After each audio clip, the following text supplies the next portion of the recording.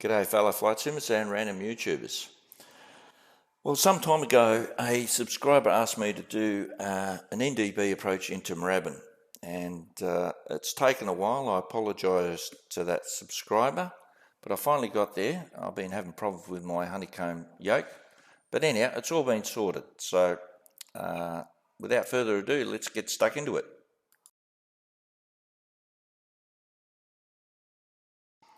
Okay, obviously before you do the NDB approach, obviously you have to understand the charts and what they mean. And here we've got the Moorrabin NDB, and you can see up the top there, right up the very top, you've got NDB-alpha, which means it's a circling approach to the NDB. And a circling approach means that you're not necessarily lined up with a runway. All the circling approach it does is hopefully get your visual by the time you've hit the minimas, and you can see right down the bottom in the red box down the bottom, minima is 720 on the QNH or 665 above the ground level. So so it hopefully you become visual, and then you circle to the most appropriate runway, you can see with Moorrabin there's numerous runways, so you just basically manoeuvre yourself and align yourself to the most appropriate runway. So that's what a circling approach.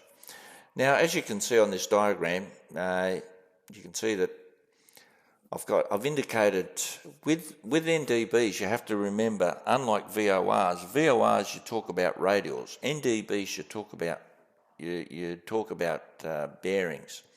And you see here on the first red box, I've got B-112MB, and then underneath that you've got 13ML. What does that mean? Well, if you see above that, you see the R-158ML, not below 2000.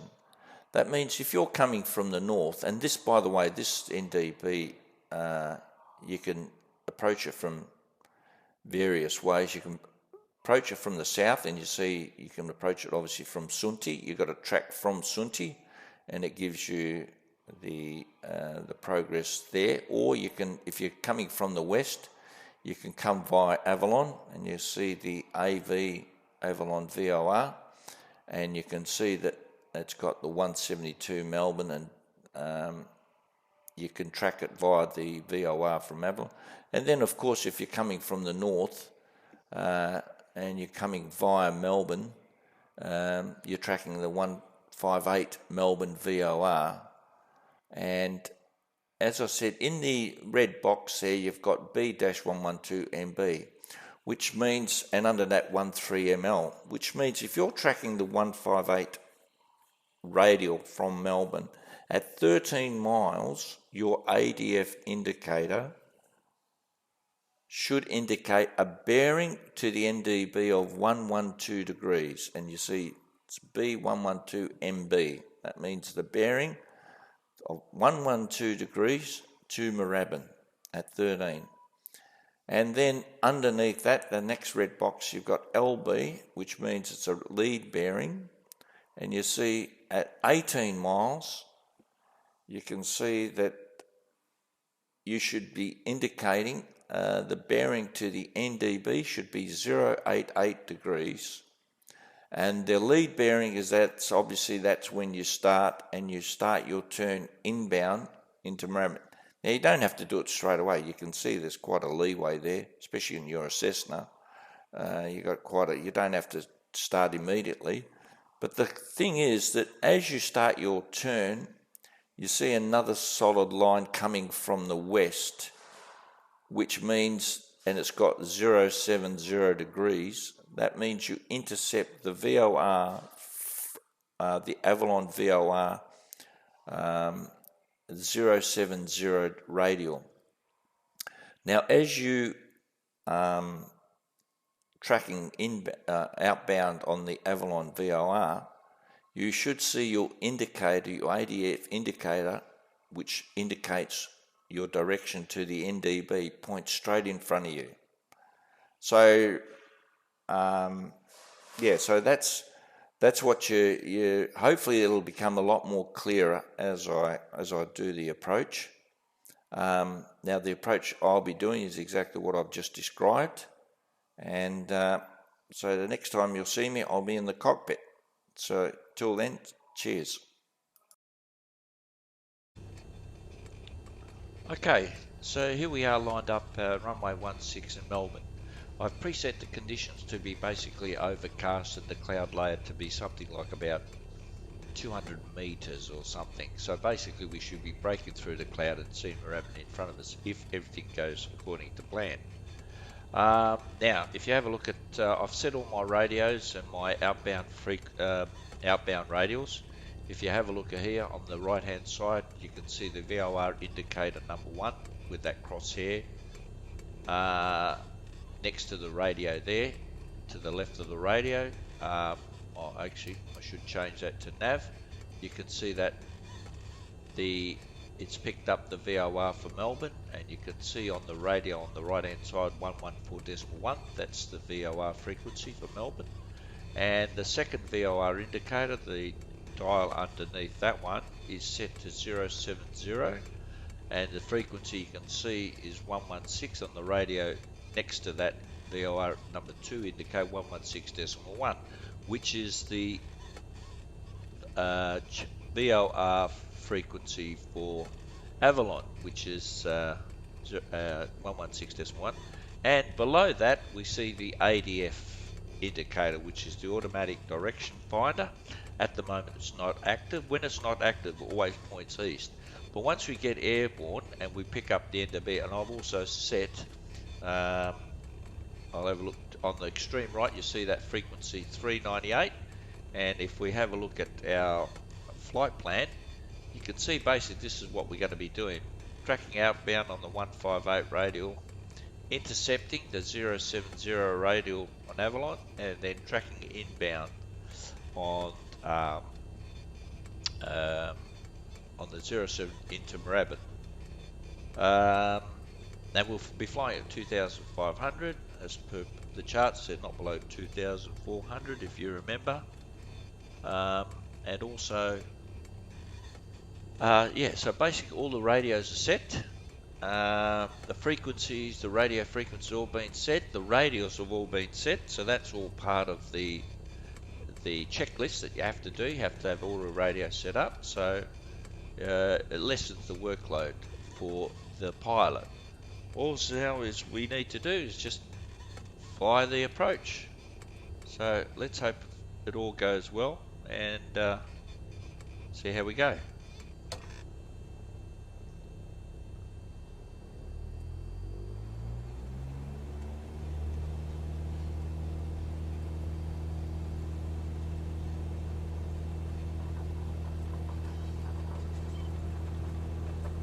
Airspeed's coming alive. Normally rotate around about 60.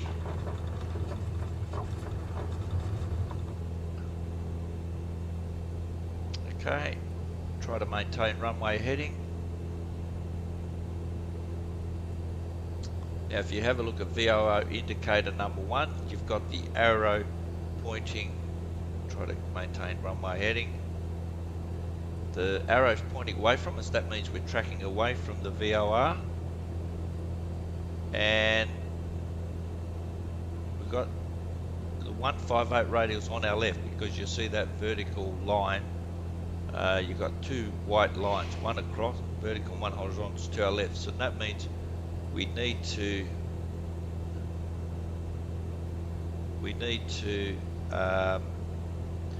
move a little bit, intercept the, I'll put it on autopilot.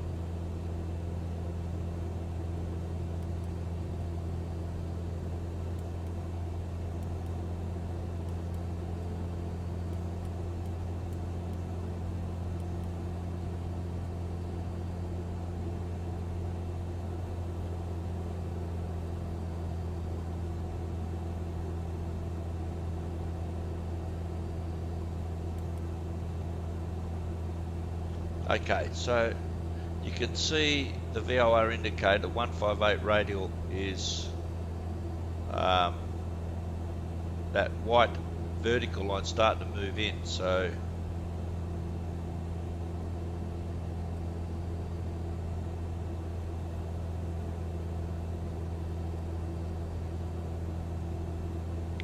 need to intercept. So I've got the nav, I'm in nav mode, so basically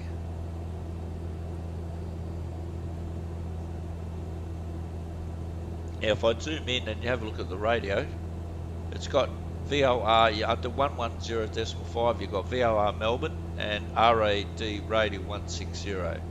Means I'm on the 160 radio, but that'll change.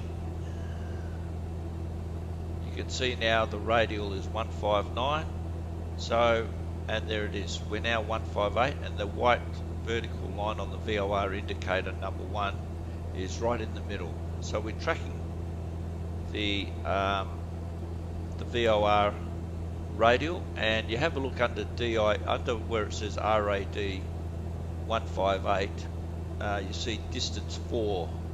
So remember, at 18 miles, and you can see also down below where that yellow arrow is, you can see it's come alive, and it's saying that the NDB is to our left, and it's indicating 330. Now the thing is, you have to line our heading with what is in front of us, that yellow tick mark above us. So if we align that to 158, which is the heading we're going on,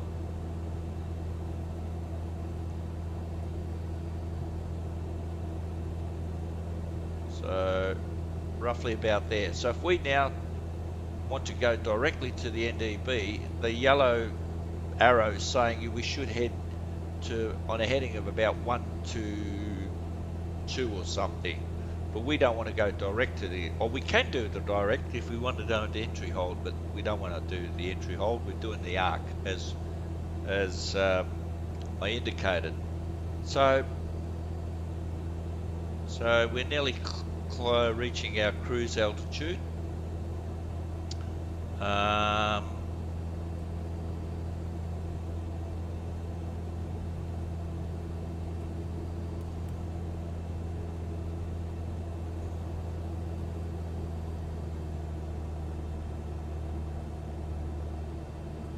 Okay, so we're about 2,500 feet, and if you look, we can see we're on the 158 radial exactly. You see where it says frequency VLOC 114.1. That's the active VOR frequency, and you have a look underneath, it says DIS distance. It means we're 8 nautical miles. Don't forget, we start the turn after 18. Remember our chart.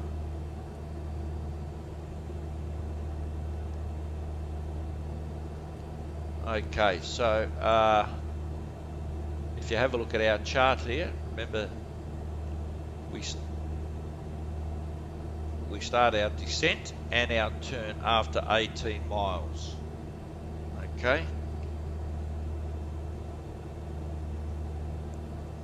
So, like I said, I don't normally find out. Have a look at that scenery. Looks beautiful. And to me, eye candy is pretty important. I mean, if these guys can get the flight dynamics, you know, it'd be brilliant. So now we just have to track outbound, and also the second VOR indicator. As we get closer and closer to the 070 radial, you can see it's on a slant at the moment, but it'll start to, as we hit that 070 radial, it will become more vertical. So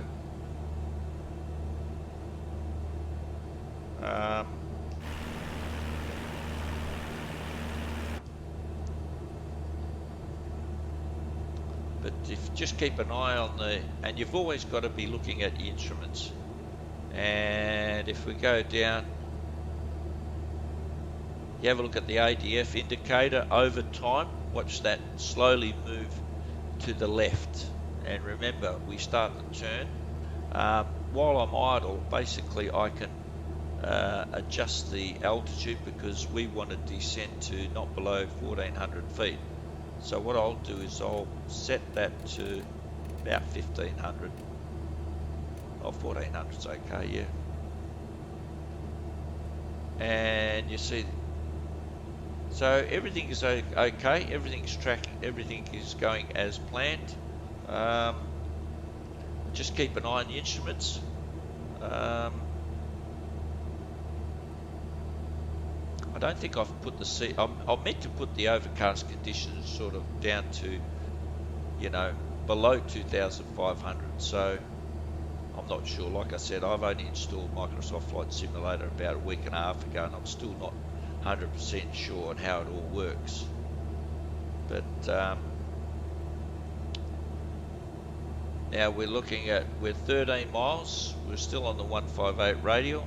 We're 13 miles from Melbourne, so we just got to keep an eye on that and make sure.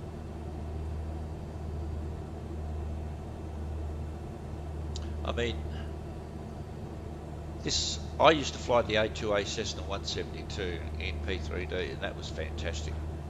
Absolutely fantastic. You know, at the end of the day, you get what you pay for.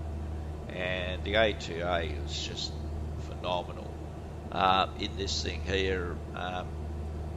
As people who fly the Cessna know that, you know, after above 3,000 feet, you lean out the mixture well, and with the leaning out of the mixture, the exhaust gas temperatures increase. Well, you do that in this plane, and you know, I leaned it right out. There's barely the exhaust gas temperature was hardly moving. So I've done a couple of flights offline, or practice flights I should say,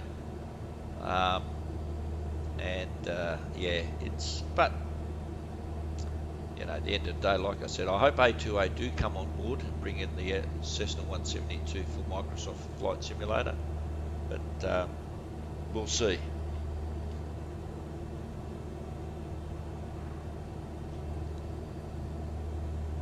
Okay, so everything is going all okay.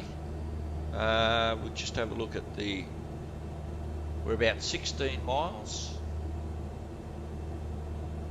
So we're still on the 158 radial. Don't forget about 18 miles.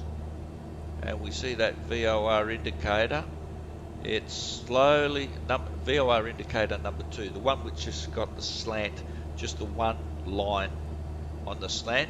If you have a look at that real close, you can see that slowly coming in. And also, if you look at the ADF indicator, that's also slowly moving. So you have a look now and see that second VOR indicator. Look how that slanted arrow line now is coming in slowly.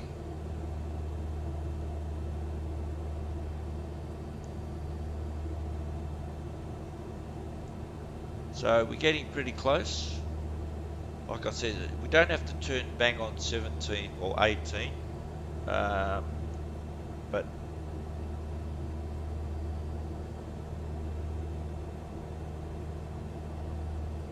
now you can see the second VOR indicator. Look at that, the arrows, the line is almost vertical now.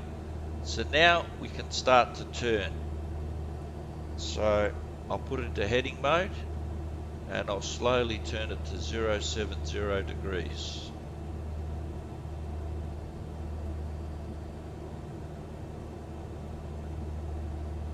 And you can see that VOR indicator number 2. And also, I'll cut the power off, and we can start our descent.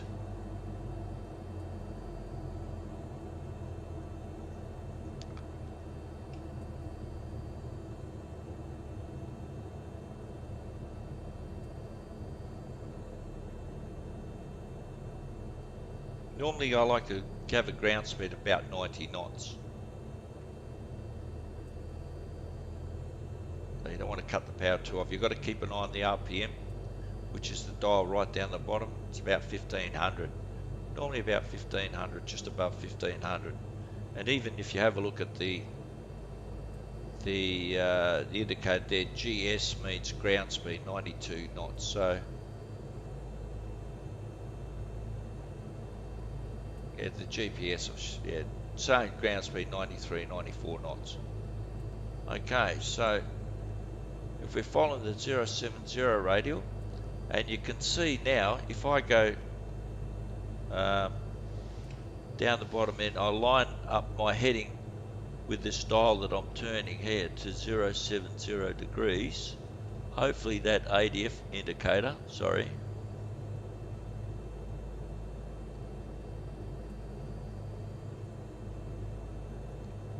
frustrating.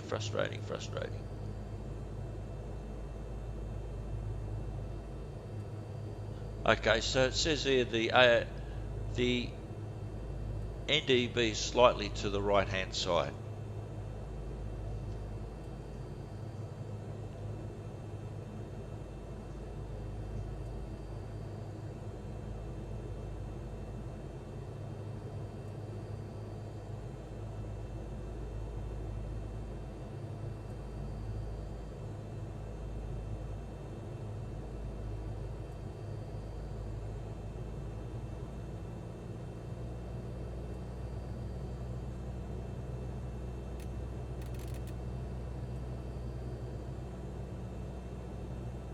Now I'll descend down to 800 feet.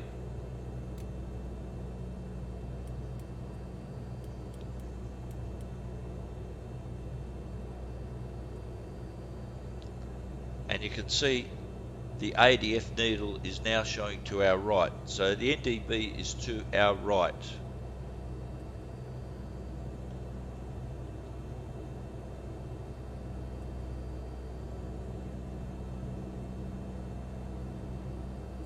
So we're now at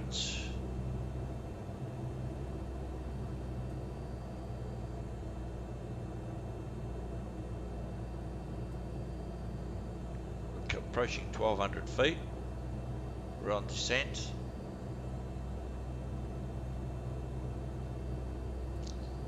And the NDB is to our right, so we can make an adjustment.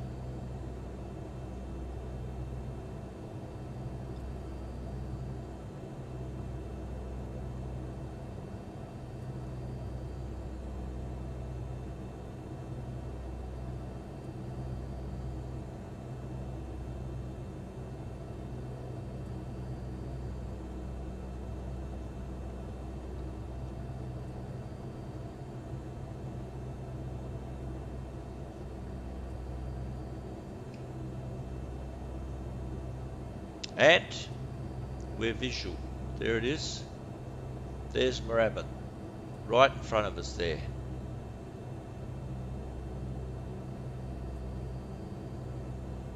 I could kill the autopilot. And because I'm visual, now what they do is it's a circling approach. Because there's Moorrabin exactly in front of us. So we can do now a circling approach. In other words, we circle to the most appropriate runway. Okay, so now because we're visual, we can circle to whatever, runway 3, 1, or whatever the runways, I can't remember what the runways is. We're at 700 now, so there we are. And that is the NDB approach into Moorrabin. And I hope that sort of clears up any, but there's Moorrabin right in front of us. So that's it basically. I hope that sort of cleared up any sort of questions you had on the NDB. If you've got any questions, put them in the comments, and hopefully I can do a lot more different types of approaches. Or yeah, so with that, I'll see you all later. Catches.